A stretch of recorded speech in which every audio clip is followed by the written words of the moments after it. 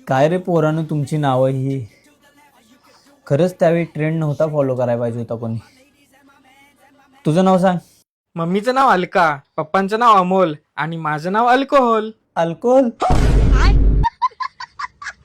Next. मम्मीचं नाव सायली, पप्पाचं नाव बबन, माझं नाव साबन. साबण.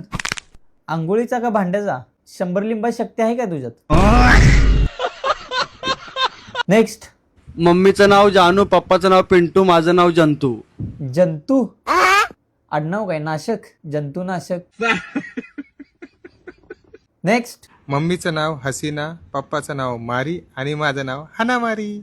हानामारी. भावाचं काय? मारामारी. नेक्स्ट.